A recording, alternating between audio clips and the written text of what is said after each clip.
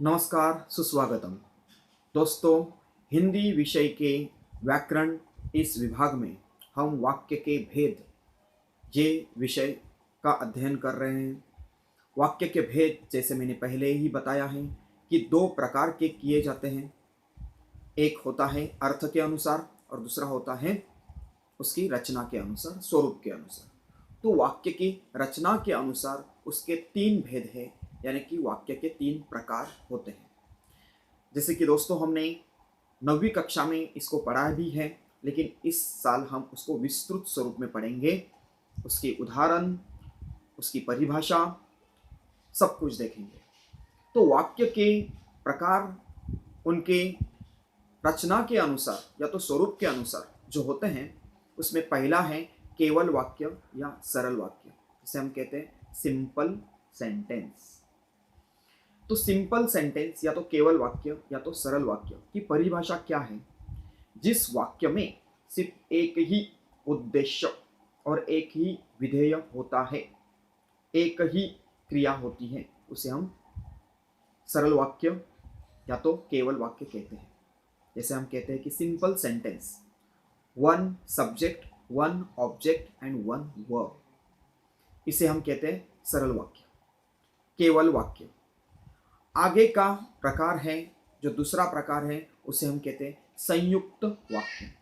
संयुक्त वाक्य, compound sentence. अब ये कंपाउंड सेंटेंस यानी कि संयुक्त वाक्य की परिभाषा क्या हो सकती है?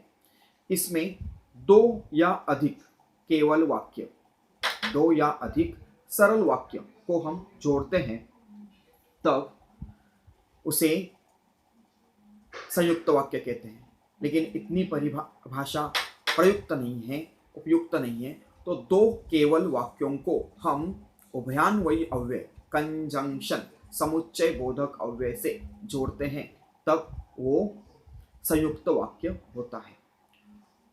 दो सरल वाक्य, ये दो स्वतंत्र केवल वाक्य होते हैं। उसके बीच का अगर हम समुच्चय बोधक अव्यय निकाल भी देते हैं तो वो दो अर्थपूर्ण वाक्य होते हैं। तो दो अर्थपूर्ण यानी कि केवल वाक्य, सरल वाक्य हम समुच्चय बोधक अव्यय यानी कंजंक्शन से जोड़ते हैं, तब होता है संयुक्त वाक्य। तीसरा प्रकार देखेंगे जिसे हम कहते हैं मिश्रित वाक्य या तो मिश्र वाक्य। मिश्रित वाक्य और मिश्र वाक्य यानी कि कॉम्प्लेक्स सेंटेंस। ये कॉम्प्लेक्स सेंटेंस क्या है?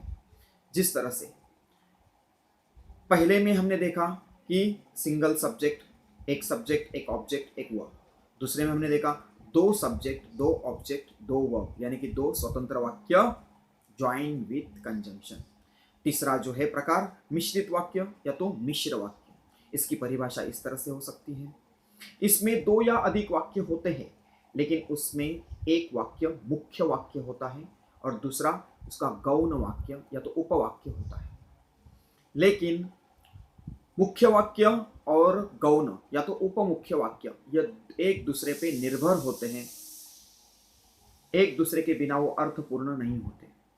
उदाहरण के तौर पर जैसे कि अगर हम मिश्र वाक्य के उदाहरण देखेंगे, जब नया नौकर मिल जाए तब मैं इसे निकाल दूंगा।